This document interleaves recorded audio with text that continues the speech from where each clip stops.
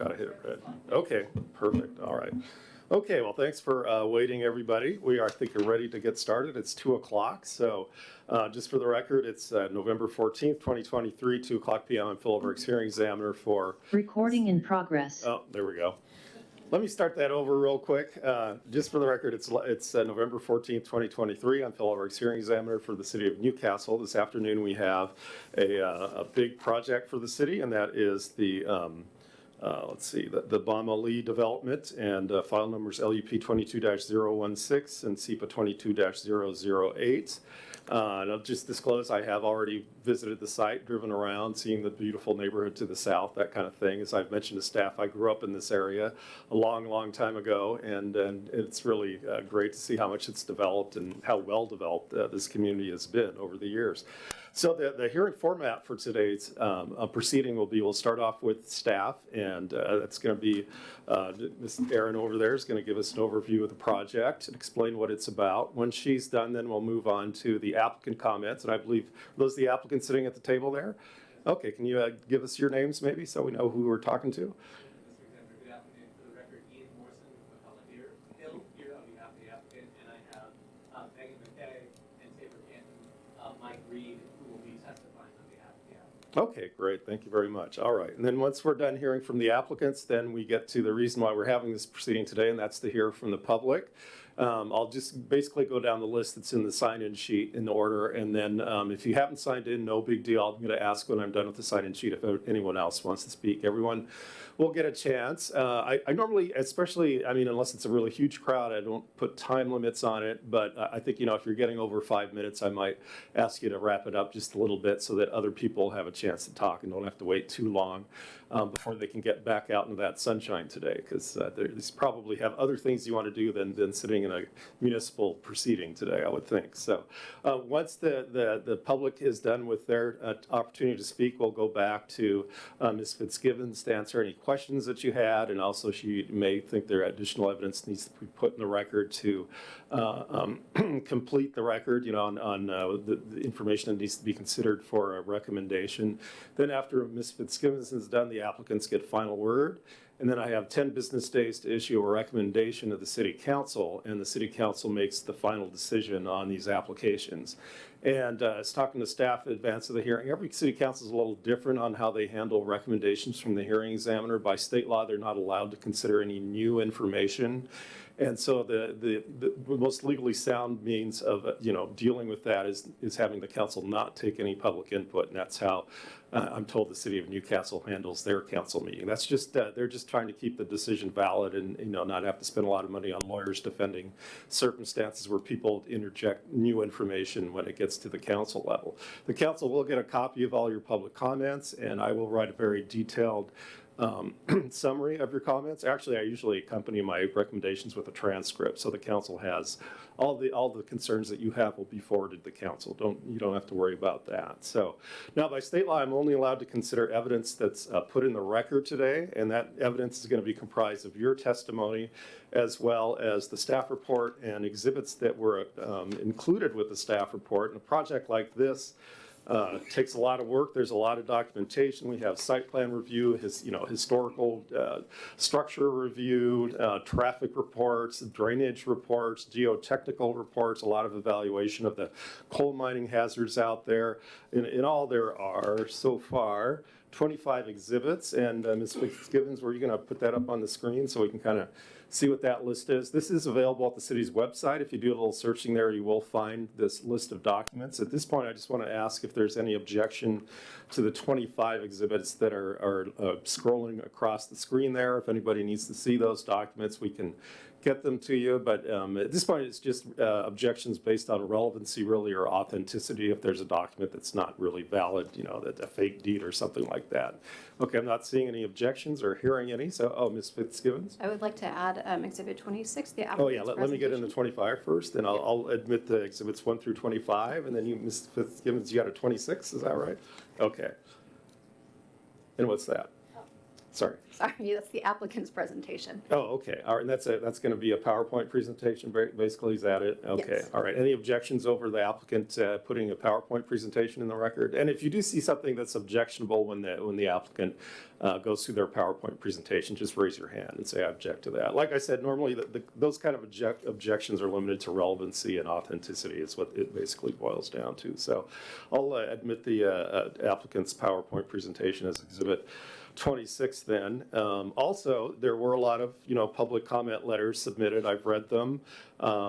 Like I said, they are posted at the city's website. If you want to make sure that your letter is in the record, I'll give you until 5 o'clock tomorrow to check on the website to make sure your comment is there. And if you don't see it there, is that you, Ms. Fitzgibbons? Maybe should they contact you if they don't see the app? Contact Ms. Fitzgibbons at City Hall, tell her your letter wasn't in there, and then I'll make sure that the applicant and staff have a chance to comment on it, and we'll make it part of the record. But that's only if you've already thought you put it in and see that it's missing, before 5 o'clock tomorrow. So I think with that, I've covered everything. Is there any other preliminary matters before we jump into it? All right, I don't think okay, so Ms. Fitzgibbons, let me swear you in. Just raise your right hand. Do you swear affirm, tell the truth, and nothing but the truth in this proceeding? I do. Okay, great, go ahead. Okay, thank you. Before I get going, I also want to mention that we're joined by some of the city's consultants as well for questions, and the applicant team has their consultants here as well. Okay, all right. So I'm going to do my best to provide the Cliffs Notes version of this project. This is the preliminary and final plan unit development application, as well as the preliminary binding site plan application. Those are consolidated. They are required to be approved at the highest permit type, which Mr. Examiner has already outlined. But the hearing examiner will provide a recommendation to City Council, and City Council will make the ultimate decision. The project is located underneath the Zoom people. Sorry about that. There we go. Is located here, the northeastern portion of the site, right next to the city's golf course. I-405 is to the west, right next to Lake Washington. Zooming in a little bit, we can see here is the Lee property. It consists of six different parcels, all owned by Ms. Lee. The gross area is about 7.5 acres, 6.4 acres net after considerations for critical areas. The China Falls neighborhood is directly to the south, Olympic Ridge to the west, and then again the golf course to the east. This right here where it says 21 is the YMCA, and to the north is the Newcastle Commons mixed-use development, which includes retail, apartments, and townhomes. Getting oriented on the site, you'll hear us talk about the significant trees that are along 136th Avenue Southeast. The current sidewalk ends here, and then it just turns into a paved road here. Southeast 71st is to the north, comes in, and then when you go north, that turns into 136, and that connects to north to Golf Club Road. Along 138th is where the entrances to the new site would be, and the end of 138th, where we'll be talking about the connection, is right here. The Bima House and its outbuildings are located sort of in the center eastern portion of the site, and those would be relocated to the northwestern portion of the site. The project includes the Heritage Park, which would be dedicated to the city with 4 dedicated parking spaces, 37 single-family homes on collectively owned land, wetland and buffer restoration, coal mining remediation, and public street parking. Again, here's the existing conditions as shown in the binding site plan, and this is the proposed project with the development lot, the Heritage Park, again owned by the city, and the critical areas tract. The development agreement was approved about a year ago, and it allowed an additional 2 feet of height for 15 of the units in order to maintain the vernacular of the coal mining era, which the architect is here and we'll be talking about. Again, the 36 units total that was included in the development agreement. Approval of the site plan, which you can see here, which is attached to the development agreement, subject to entitlements under the plan unit development. And it allowed a stormwater outfall and a type 3 buffer. I'm just going to go over some of the unique aspects of the PUD code, one of which is this 35% common open space, and that's the gross open space, a gross site area. So the impervious area on the site, staff has calculated at about 2.7 acres, just including the homes and the driveways and the road in the middle. And that leaves about 2/3 of the rest of the site, or 60%, as open space. In terms of clustering, which is another requirement, you can see that the homes are clustered to the eastern portion of the site. Again, north is to the left here on my screen. That allows for the wetland preservation, the buffers, and of course the park and open space. PUD also required streets dedicated for public use. On the BSP, you'll see that there is an easement for public access across the street, or on the street, I should say. And it also requires a design beyond code compliant. I'm going to let the architect talk more about this, but I do want to say that that staff find that carrying the vernacular of the Bima House and the era throughout the development is really what we would consider a design beyond code compliant. The project did include the PUD increased density for public benefits. They used both the residential density incentives as well as the plan unit development code incentives, both of which are allowed under code.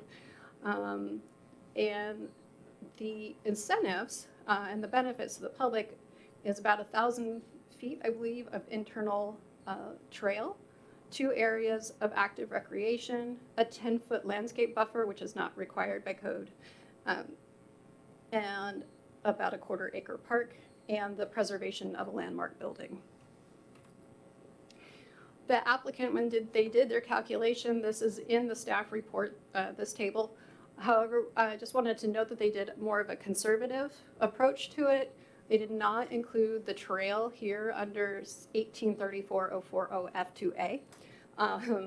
They only included the park, they included the trail further down, and that's how they came to 33 units. When staff did the calculation with the trail, it could have been that they actually had met the 37 units without the DA. Looking at critical areas now, the site has a steep slope with a proposed 20-foot buffer, an erosion hazard area, but that's completely within the critical areas tracks. Both areas would be subject to wet season grading requirements, which basically is no work in the winter without a permit, an additional permit. And there is a severe coal mine hazard potentially, as this shows in this exhibit here. However, the geotech report does say that they did not find any evidence of voids, nor did the coal mine seams actually seem thick enough to have tried to mine. And therefore, that it should be, their recommendation was to reclassify to decommissioned for that area.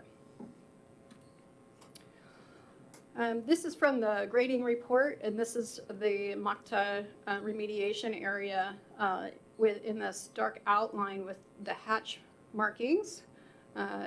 There's a lot of coal waste rock and coal tailings on the site, as well as areas here on the east adjacent to the golf course, this has methane within the soil, although that was not found in the rest of the area. At some point, some of the coal waste rock was actually, and the earth was graded this way, which is why the area of remediation goes out so far. Wetlands, 3 wetlands, 1 stream. 2 of the wetlands are type 2 with a 110-foot buffer. 1 is a type 3 with a 60-foot buffer. And there is a stream which continues on past the site and eventually goes into Coal Creek. The applicant has proposed buffer averaging. These purple areas are the reduction areas, and the blue is the additional area. The wetland buffer has been reviewed by our wetland biologist, and we find that the math works out. In terms of the restoration plan, there are two approaches in these yellow areas. The applicant will be just removing the invasive plants and leaving the native. And in these green areas, they'll actually be required to completely restore. Significant trees. The significant trees which are required to be retained at a 25% rate in the code are here in A. The perimeter trees are B. Those are supposed to be required at 100% and retention, and then the C is also 100%. So the applicant has done the math through caliper inches of trees, and they will be providing 1,586 caliper inches of replacement trees, which, if I am correct, is 545 trees in the wetland and 367 trees elsewhere on the site. Staff finds this meets code. Safe routes to school. There is an existing bus stop on the site at 75th and 138th Avenue Southeast. It's served by sidewalks, so school children will be able to walk down to the site. The traffic impact analysis, we have engineers here who know a lot more about this work. So I'm just going to show that the traffic impact analysis shows that the level of service will not change between the existing conditions and proposed conditions. There will be some delays, but nothing will be considered significant or a change in the rating. Utilities will be served by Coal Creek Utility District for sewer and water. That's this slide or this image on the right. Easements will go through the public, through the right-of-way on the interior of the lot, and then through easements through the critical area tract. And then across the tract as well are stormwater and dry utilities, and then a stormwater vault, which would be maintained by the city, as well as the aforementioned outfall. 3 public works variances have been approved by the Director of Public Works pursuant to NMC 12.05. The requests mainly have to do with the way the existing conditions would be affected by construction of the improvements. There will still be protected pathways, for instance along 136, rather than encroaching into the wetland buffer, as would be done under code requirement. The applicant will be providing a protected pathway, portion of which would be extruded curb, and the other portion of which would actually be boardwalk over significant tree roots in order to maintain those trees. And then the third is to allow the 37 units along a private road, because when you look at the public works standards, staff feel that it's typical for a private road to only have one area of entrance, but here you can see there's 2 entrances off of 136, and the width is to the fire marshal's standards, and therefore it was approved. In terms of public comments, one was the Department of Archaeology and Historic Preservation, and the way that the project was proposed for the National Park Service to be designated as historic. And so what the applicant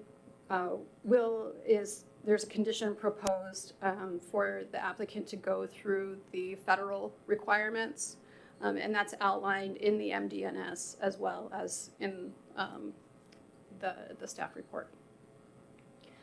There were concerns regarding construction impacts on the health of one of the residents of the nearby neighborhoods, pedestrian safety along 136. increased traffic to China Falls, and the Duwamish tribe were requesting that they are notified in the event of any archaeological findings. We also heard from one member of the neighborhood that they're excited for the new development and their new neighbors. We've heard from the Historic Society and Newcastle Trails as well, and I believe that they are here today. In terms of unique conditions, one is the response to the Department of Archaeology and Historic Preservation, that's number 5 in section 14 of the report. Requirement for an inadvertent discovery plan, which responds to the finding of any sorts of archaeological artifacts, and I know the applicant has that underway. In terms of MODCA, just providing any required reports that would go to DOE to come to the city as well. And then also providing a methane mitigation plan, which was suggested by the Department of Ecology, as they do not regulate that. And so they suggested that for like vapor barriers and the way to contain any potential remaining methane in the soil on the eastern portion of the site. And that is in the exhibit with DOE's letter of no further action likely. So staff's conclusion is that we support the project and we find that it is compliant with applicable codes. And that is all I have. Steph, a couple quick questions. Mhm. As you said, there are a lot of concerns about 36. There we go. Need the red. Okay. Yeah, there were a lot of concerns about 136th, and I went out and drove it and confirmed it is pretty narrow and windy, that kind of thing. So from what I recall, the applicant is going to be putting in off-site sidewalks, is it, or just a pedestrian trail that connects to the golf course drive? What's that? How's that going to be put together? There is a proposed, I'm just trying to think of the right one to show. Actually, it shows it here on 136 on the west. 136 on the west. There is a protected sidewalk, and the existing roadway is at about 20 feet. And then along to the north, did I leave that slide in here? Sorry for the flipping.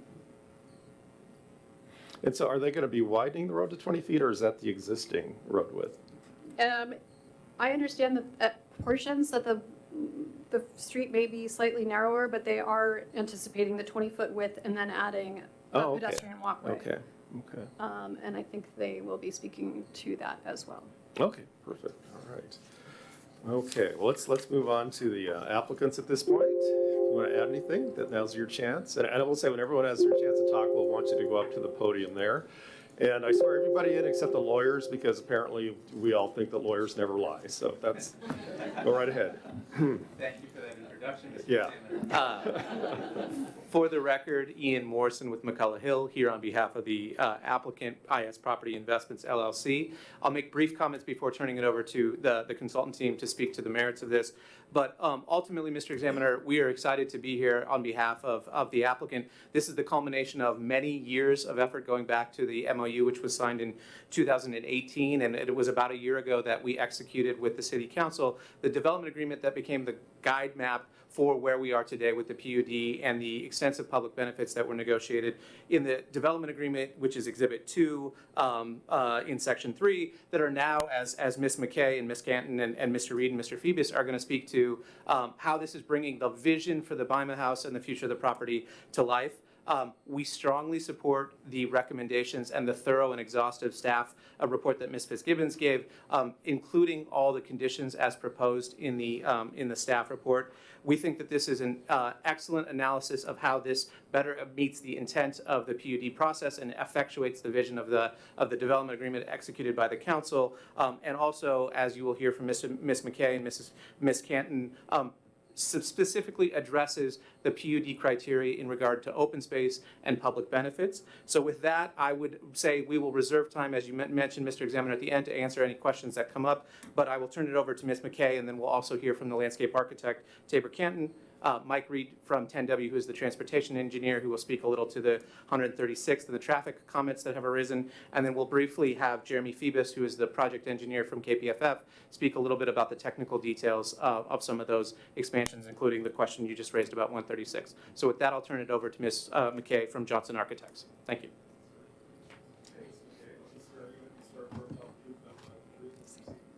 I do. Yeah, MCKAY. Erin, can you advance the slide? Oh. How convenient. Okay. Our master plan has 4 primary elements that we'd like to highlight to introduce the project. First, in pink, is the Heritage Park. It'll be a public park with the relocated BIMA house and associated outbuildings. Connecting the park diagonally through the development is a spine of active open space shown in blue.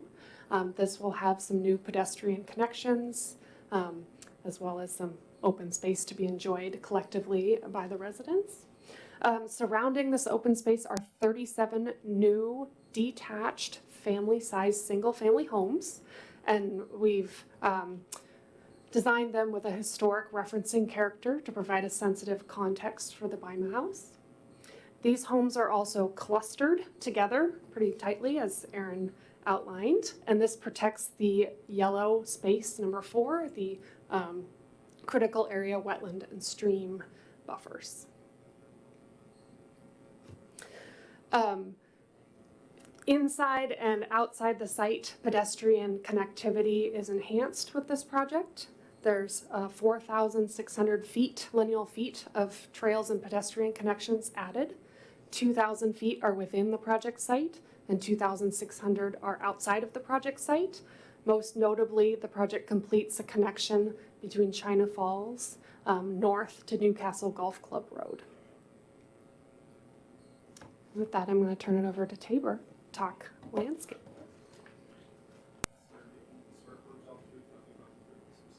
I do. CATON. So as Megan mentioned, the central open space of the project consists of a couple elements, the first being the Heritage Park, which we'll dive into in a minute. But the remainder space is sort of this large open space that transects the middle of the development.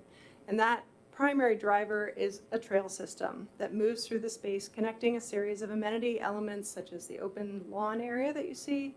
We have a playground and some seating areas, and sort of terminating in an area we call the garden, which is a community gathering space. What really unites these elements is our use of different materiality that creates again, a culturally sensitive environment for which the BIMA house sits. So natural elements such as stone and wood and plantings that are both native and native cultivars that really link the heritage and history of the site together and provide that continuity between the development and the park. And as you can see, the last area that we've been talking about is the wetland buffer. And so really the intention there is to improve ecosystem services to the buffers that are there. They are not planted currently, and so part of this process is really enhancing and improving the ecosystem and the habitat value of those spaces, both for the community that lives there and the community at large. Go back to the next slide. Now we're zooming in a little bit closer on the Heritage Park. The large square that you see at the bottom is the relocated BIMA house. The 3 squares at the top are the outbuildings. The first on the right-hand side being the honeymoon house, and then the tool shed and wood shed. And those are kept in their original configurations to preserve the historic integrity. Running through the middle of that space is a path system that links some seating areas and some interpretive signage. Really what we're going for here is a lighter touch to really allow the BIMA house to express its historic nature without the interference of sort of modern interruptions. So you'll see some of those elements. Again, those are carried continuously through the park so that there is a language that is both consistent between the park and the development. And with that, I'll pass it back to Megan.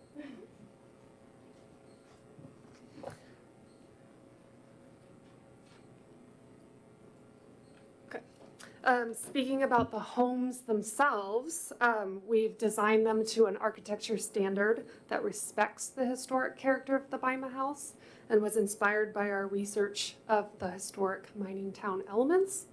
So some of these historic elements include the steeply pitching gable roofs with dormers to add interest to the roof lines, large vertically oriented windows for well-proportioned facades, and a variety of complementary textured siding and rich detail elements like canopies, railings, and trim elements in both metal and wood. So here's some perspective views, rendered views showing how the landscape and architecture work together as a team. This is a view from the east side of the site below Newcastle Golf Club, looking at the residential active open space and the entry to the site.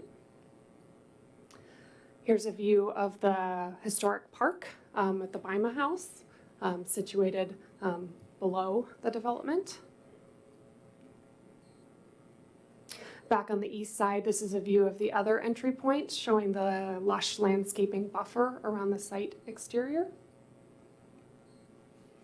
And this is a view inside the development, showing how the architecture works together with the landscape. So the PUD process, in our view, has provided the flexibility to furnish a superior master plan with public benefits, including allowing us to cluster development, so 60% of the site is retained as open space. It's allowed enhanced pedestrian mobility with new trails and connections, a new public park celebrating the mining history of the area, and superior landscape and architecture design. So as Ian said already, but I want to reiterate, the applicant team architecture and landscape approves the city staff's recommendation of approval. We support all the city staff recommended conditions, and we request that the examiner recommend approval of the project to council. And since there's been some public comment related to traffic, we want to add a segment to the presentation with some specifics there. So Mike can come up and talk technical.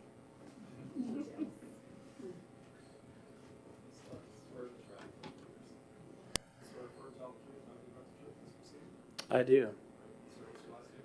Last name is Reed, spelled R-E-A-D, as in read a book.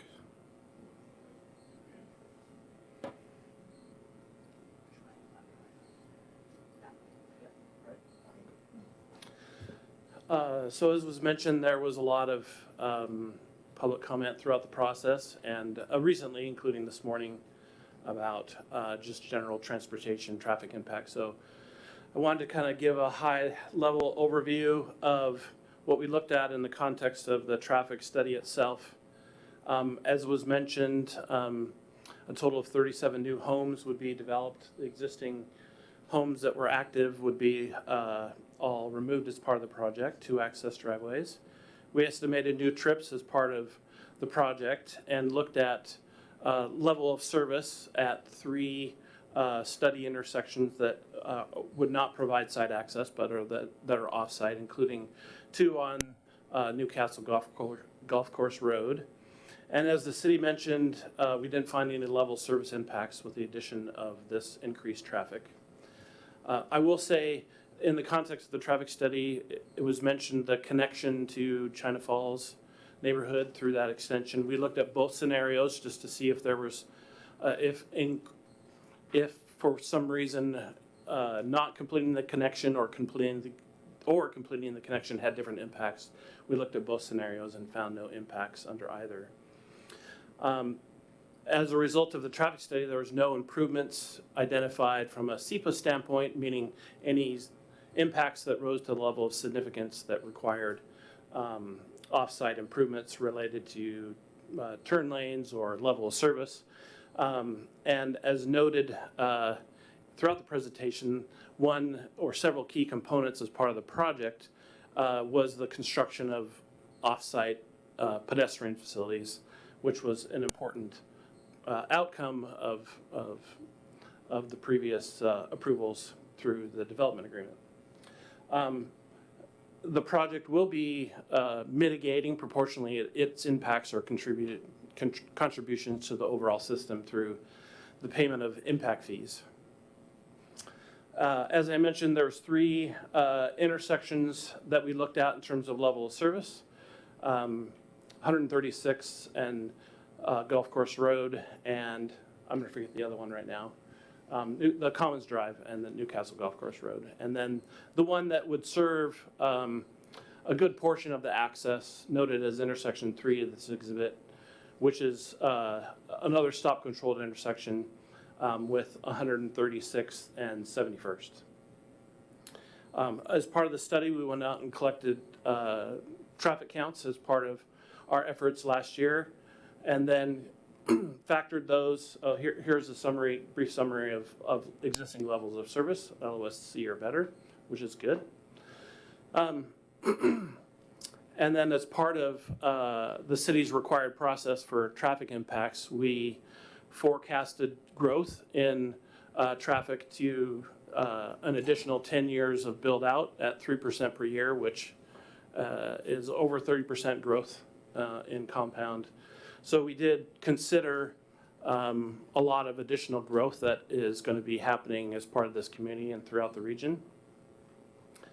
And forecasted our trips that we're going to be generating as part of the project during the peak hour and during, which is the worst case, and on a daily basis.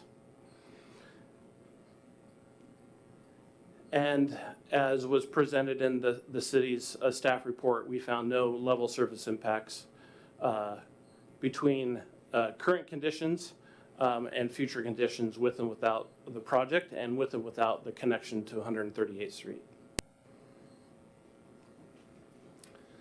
This is an exhibit we put together very simplistic early on when the project was first being talked about between the applicant and the city.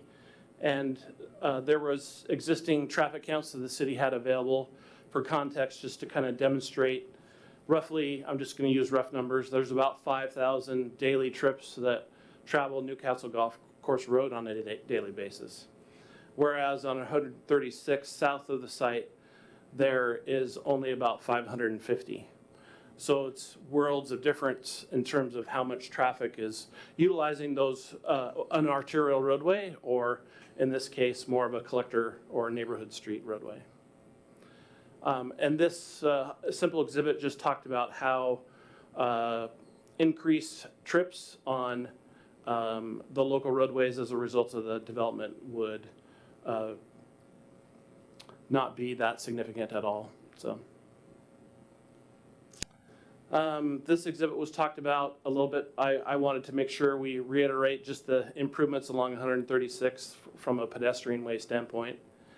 And one of the other discussion topics that came out from a public scenario was, would the project itself be building any illumination as part of the improvements? And the answer is yes, we're going to be constructing illumination improvements, but only along our frontage and interior to the site. And there's a couple of reasons for that, and I'm going to show an exhibit that I wish I had a laser pointer I could point out, but there's some colored dots on this map. Oh, thank you, Aaron, for pointing it. The blue symbols represent either a street light, kind of a standard roadway fixture, which is typically 30 feet in the air, or more of a pedestrian scale light that is usually in the 12 to 14 foot high range, also noted as blue, that are scattered throughout the project, that light up both sidewalks and interior roadways for just circulation on site. There's also a bunch of little small purple dots, which are pedestrian bollards that will be lighting up pedestrian ways, trails that are on site, and other just pedestrian areas and personal or individual private spaces to provide illumination throughout the project. The street lighting meets the city's minimum standards along our frontage. There are a couple different challenges in the off-site improvements that were being constructed. One is they weren't warranted as part of just building a widened shoulder. They introduce a bunch of other infrastructure that kind of goes beyond what would be proportional to otherwise proportional to the project's contribution to impacts, and they do improve safety, but additional power, conduit, those types of things create even greater impacts, especially to trees that are trying to be preserved. And as noted along the southern frontage of the site, along the critical areas, we as transportation engineers normally wouldn't even light that frontage because of lighting impacts to the wetlands themselves and the impacts that has to the habitat that's within those zones. So the lighting is being provided and met to city standards along our project frontage and interior to the site. Do you happen to have any other questions?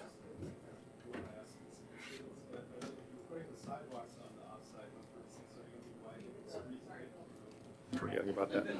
Are you going to be widening the 136 at all outside as well? The roadway or Yeah, the roadway.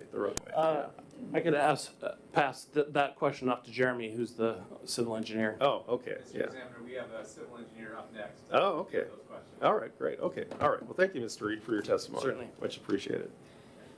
Mr. Examiner, unless there's any additional questions to Ms. McKay or Ms. Canton, we were going to call Jeremy Phoebus from KPFF as the civil engineer as the last presenter. Okay, sounds good. Come on up. Okay, sir, do you swear or affirm, tell the truth, nothing but the truth in this proceeding? I do. And your last name for the record and how to spell it? Phoebus, F-E-B-U-S. Okay, great, thank you. Thank you, Mr. Examiner. So to answer your questions about 136th, you're absolutely right. The pavement is in poor condition out there, and it does vary in width right now from 18 to 20 feet. Exhibit 17 of the staff report includes a more detailed exhibit showing the off-site improvements shown, but as Ms. Fitzgibbons was just showing, figure 3 of the staff report also provides a smaller version of the same document. So the project is proposing to widen the existing roadway to a minimum of 20 feet with full pavement depth for anything that isn't that's beyond the existing width to get to 20 feet, resurfacing the existing roadway, adding an extruded curb on the edge of the 20-foot section in order to provide a protected pedestrian pathway, and then the pedestrian pathway will be a 5-foot asphalt section that extends roughly 600 feet from the existing sidewalk terminus on the screen now, kind of page left, about 150 feet up the hill from Newcastle Golf Club Road. And then that extends all the way to the north corner of this parcel where there is the only crosswalk on any frontage out here, and that is a lighted crossing. So is this going to involve any realignment of the road at all to improve site distance, or are you just going to be placing on the current one? It will be widening of the existing section. We don't see any site distance challenges out there right now as compared to code requirements.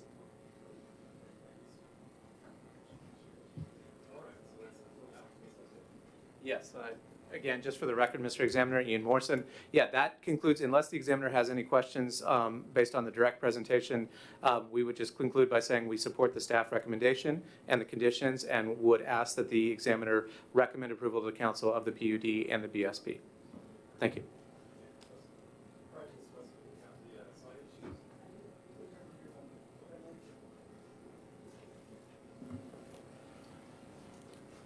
So we'll go through the people here first in person, and then we'll also get the people who are participating by Zoom. Everyone's going to get a chance to speak today, so let's see. And I have really bad eyesight, but let's see. Okay, so Russ Segner. And sir, is your last name spelled S-E-G-N-E-R, is that right? That's correct. Okay, and let me swear you in, sir. Do you swear affirm, tell the truth, nothing but the truth in this proceeding? I do. Okay, great, go ahead. My name is Russ Segner. I'm a resident of Newcastle since 2001, and I live in the China Creek area. One of the first persons I met when I moved here was Pam Lee. She and Bill Swanson were two of the first people that I really became acquainted with through the Historical Society, which was being formed or reformed at that time. When I moved here, I had no idea of the history of Newcastle.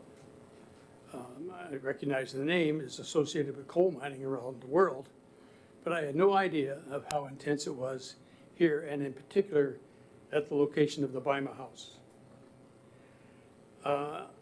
I'm here to endorse the application on this project by Intracorp as one of the ways of preserving one of the key pieces of the history of Newcastle. The Bima House is one of the few remaining structures that are a part of that history.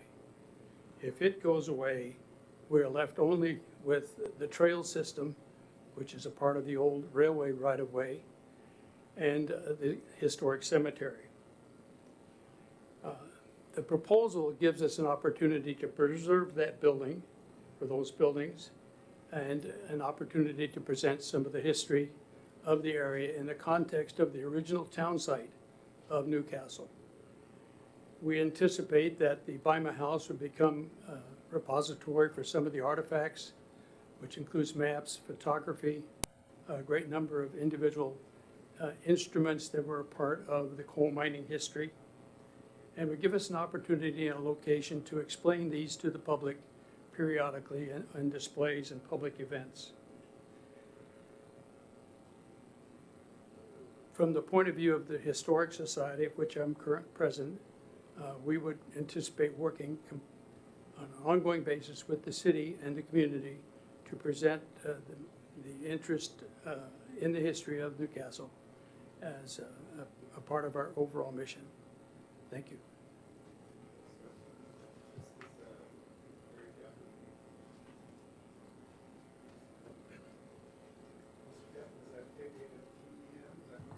That is correct.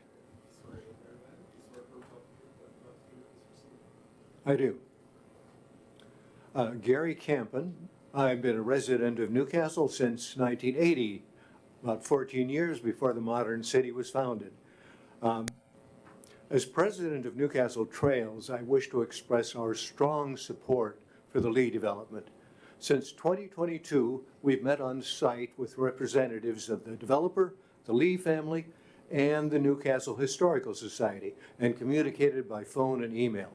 We're impressed by the quality of the project, and we expect it to benefit Newcastle and its trail system in several ways. I'll discuss some of those. The proposed history park on the site of Old Newcastle will preserve the Bima House and other elements of Newcastle's history, combining recreation with education.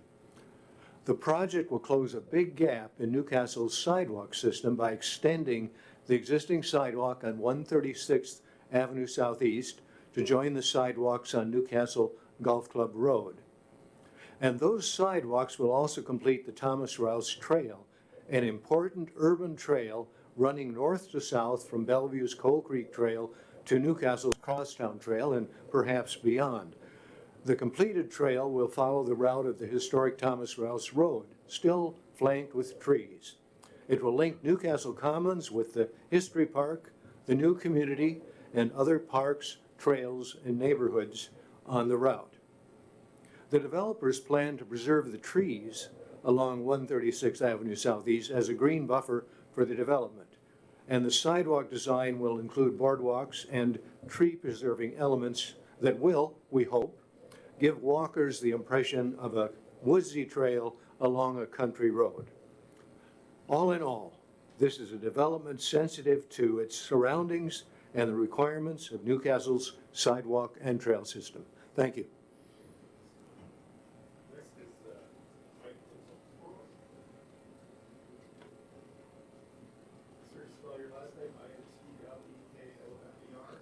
I'll even pronounce it for you. My name is Mike Intelkofer, and it's Intlekofer, just as you said. I do. My name, indeed, is Mike Intelkofer, and I'm the collections manager for the Newcastle Historical Society. With a number of volunteers a few months ago, we assembled an exhibit, and it's currently in the lobby just downstairs. So I would encourage everyone here to take a look as they leave this meeting because it has a lot of details about the Bima House, including historic photos. And there'll be a lot of discussion of the Bima House this afternoon. So our society, the Newcastle Historical Society, has as its mission to celebrate and preserve the history of Newcastle and its people, and to assure that this legacy is passed on to future generations. To accomplish this, we exhibited events such as the Newcastle Days and the Art Walk.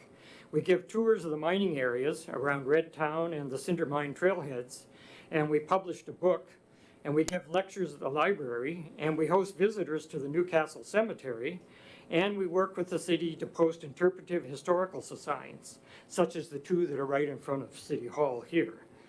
The city benefits from all of this because an understanding and an appreciation of our heritage is essential to maintaining unique and a meaningful identity as a community.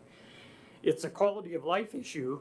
Newcastle has a history, it's an interesting history, and the more that residents know and appreciate that history, the more it makes Newcastle a better place to live, work, and play, and a more attractive place to visit. Our society has our work cut out for us because the most common thing we hear when we talk to folks at Newcastle Days, for instance, is people say, I didn't know that Newcastle was a coal mining area. Or they say, I didn't know that a railroad used to run along Lake Bourne. Or they say, I didn't know that a president of the United States visited Newcastle. All of those things are true. Clearly, what Newcastle needs is even more tools to help us inform and educate our citizens. Right now, we have an opportunity to acquire some very powerful tools. Pam Lee and Intracorp are working together to create a heritage park. And it's right in the heart of Old Newcastle. And it's not just another park, it's a heritage park. And we'll have the Bima House, which is an authentic coal miner's house, plus several related smaller buildings arranged in a setting that was typical of the coal mining era. Our society can help furnish the park. We have the original coal-burning stove from the Bima House, as well as a coal car actually used in the mines and many additional artifacts. Also, Intracorp has agreed to help build a memorial to the miners and their hardworking, resourceful families. This opportunity is unique, it's once in a lifetime, and we need to seize this opportunity. I urge you to support the proposed development of the Lee property and Heritage Park, and I recommend your approval to the City Council. It's good for Newcastle. Thank you.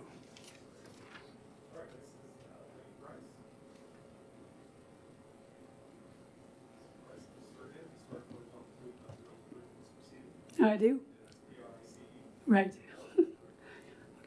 I'm also a member of Newcastle Trails, and I'm going to be very brief.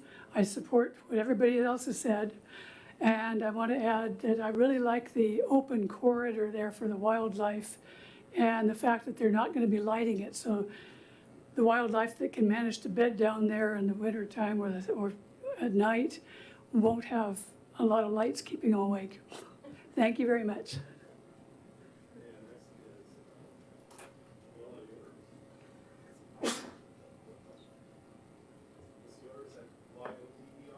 YODER, yes. Yes, I do. Okay, well, I'm going to sound like a broken record because I also am from the Historical Society and would like to urge your approval of what has been presented.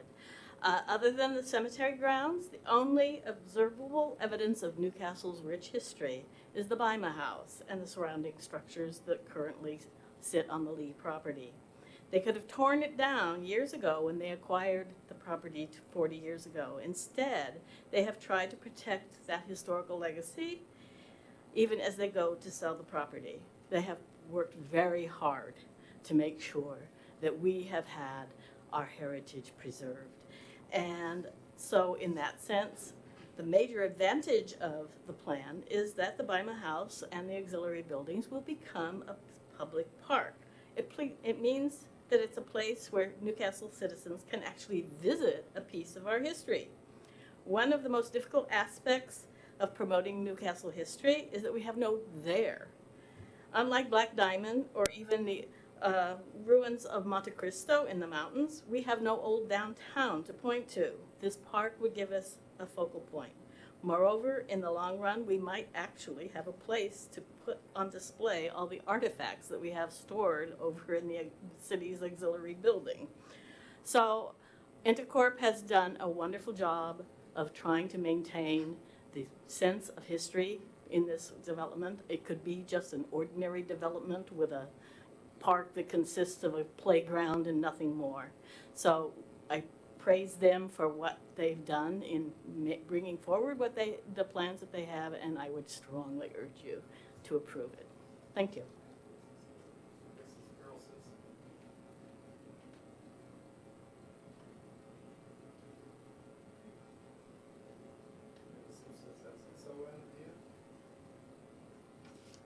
Do you want me to say?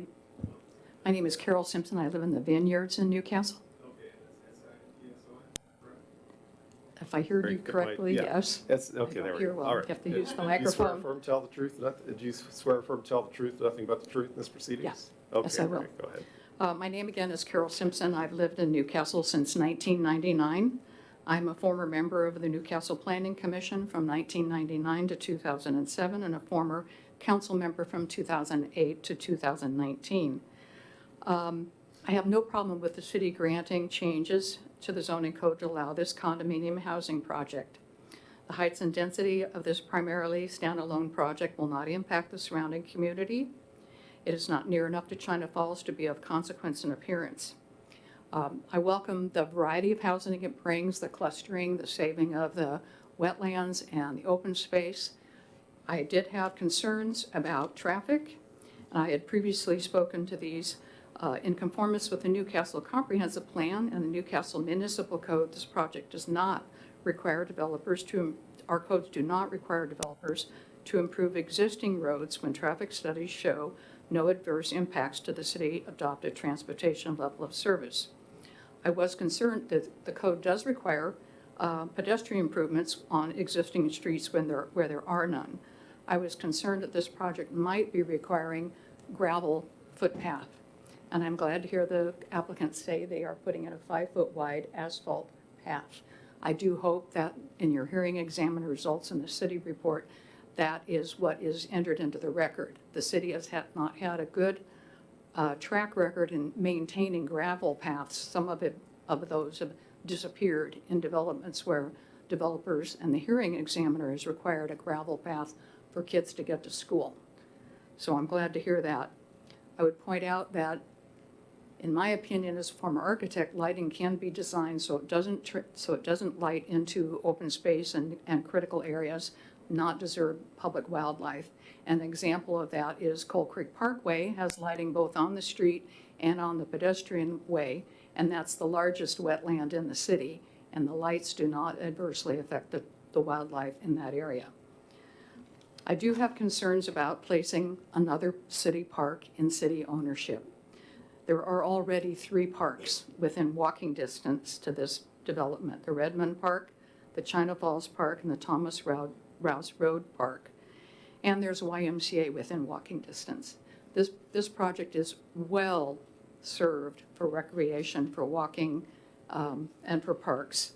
There are many other areas of Newcastle that are not. It's overparked. Also, this park that they're proposing is not noted in the comprehensive plan, so it doesn't comply with the comprehensive plan. So I feel that the applicant didn't really think through where they wanted to relocate their home and think of alternatives, like maybe relocating it to the Redmond Park or other locations. Also, I'm concerned that in going through this development agreement, the city did not think through and are not prepared to go into the historic structure maintenance and management and museum business. I very much support our historical society. We have a great city here with a lot of history, and I've enjoyed learning about that too. But I don't think the city has planned about how they're going to take on another structure and the financial obligation to maintaining this gem of a historic structure in our city. And I'm very concerned about that the finances won't be there. And it's going to be a hardship in the next couple of years to add a building like this and maintain it. Also, that was not considered that the site will have to be rezoned. There will have to be a new designation on the comprehensive plan, and the applicant didn't offer to do a comp plan amendment to place a park with a cultural or a museum use, which is not allowed in this residential zone. So the project will require a rezone for this area after it's built, putting another onus on the city in the way of a financial obligation to do that. Also, adding this park and this large obligation to this project adversely affects housing affordability.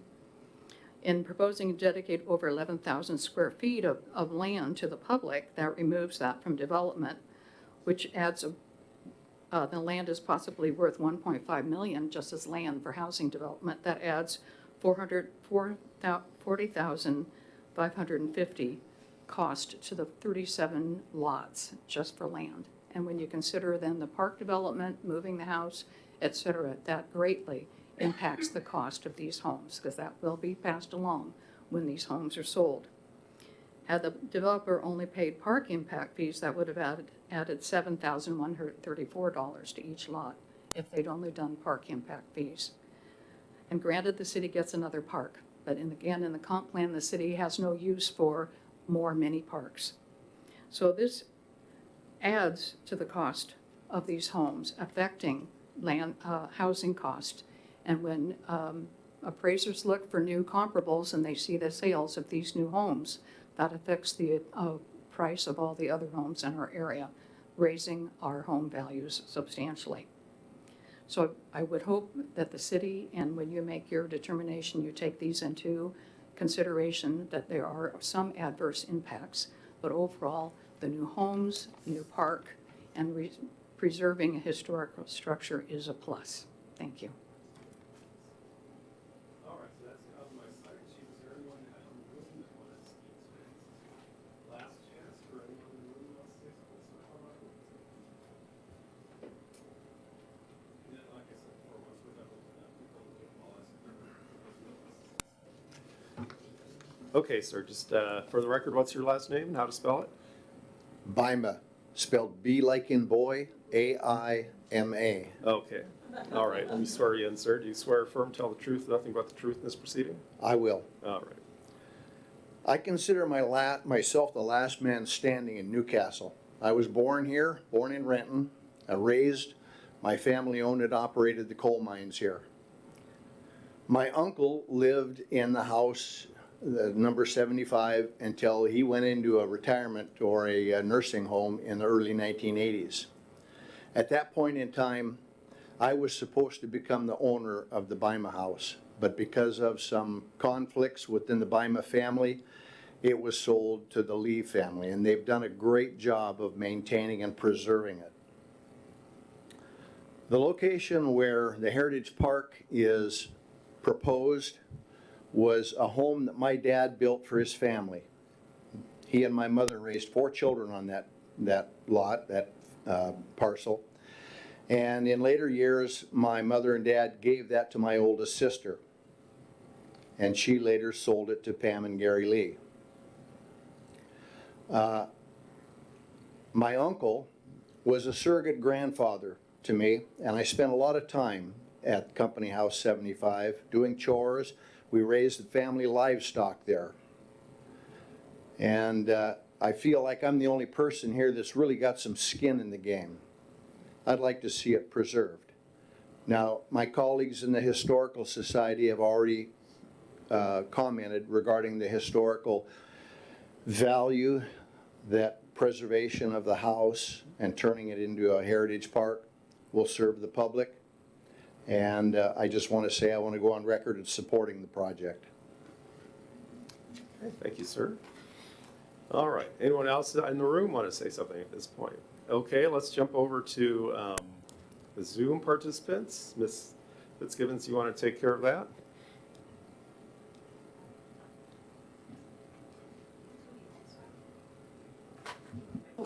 Thank you. Forgot about that one. So it looks like on Zoom, we have our professionals who worked on the project, our wetland biologist, Darcy Miller, John Forba was the review engineer, and Dave Williams is the geotech. Oh, okay. So I don't see anyone from No members of the general public? public. Okay, all right then. I guess now we can move on to, well, I guess you, Ms. Fitzgibbons. Any concluding comments from the staff side? Not Okay. that I'm aware of. No. All right, perfect. And then finally, applicant's final word.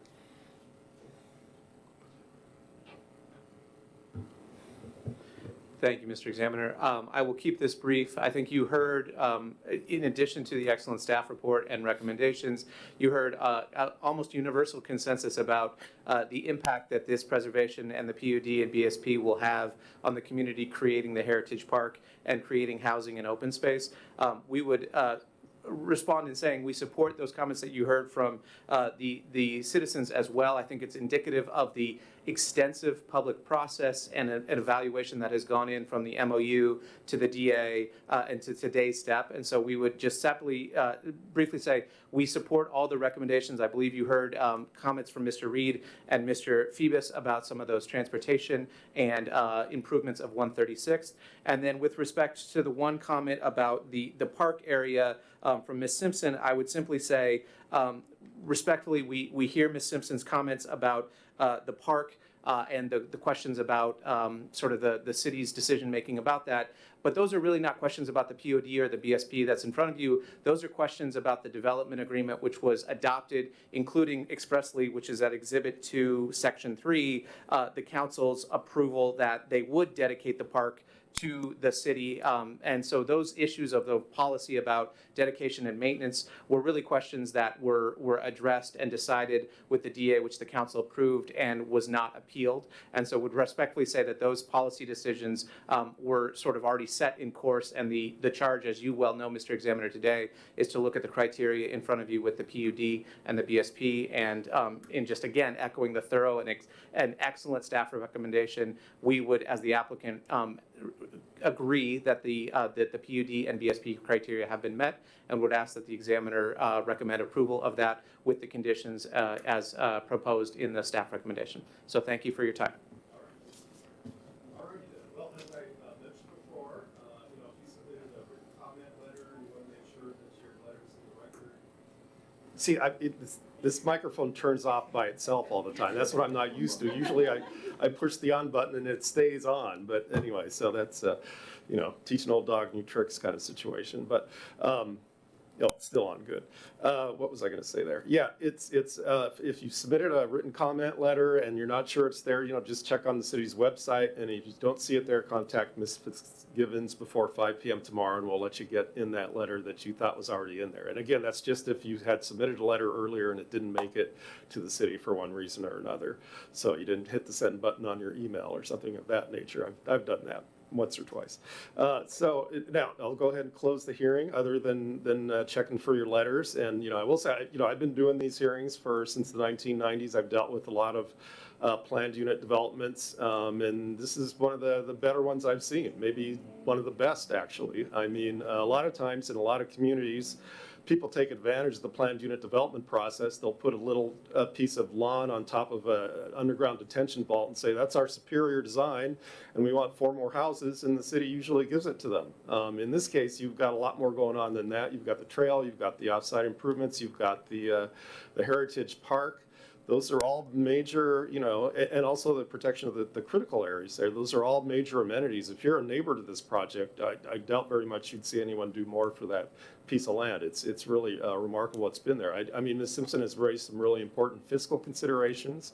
I think those are more policy, decisions to be made by the council, and it sounds like they've already made some in terms of their development agreement. From a land use perspective, to see what the city got there, it's almost, I'd say quite remarkable that something this good has been put together. So, if you don't know yet, I'll be making a recommendation for approval to the council, and then they can take it from there. Like I said, I will, forward all your comments on, including the concerns. And, in terms of offsite improvements as well, a lot of times it's even hard to get a developer to agree to do an offsite gravel path. I mean, I just had a case in Mount Vernon where the developers refused and cited all sorts of constitutional laws saying they couldn't be made to do that, even though it was a really dangerous situation. So I'm really pleased to see that in this case, the city and the applicant have been able to agree on concrete sidewalks. That's a great concession. That's always can be sometimes a legal battle. I think a lot of credit here can go to the city council for negotiating a good development agreement, and the applicants willing, to cooperate with the city and further their vision on this project. So anyway, I appreciate all your time today and coming and expressing yourselves. Like I said, I'll get those comments to the city council, and with that, we're adjourned. Thank you.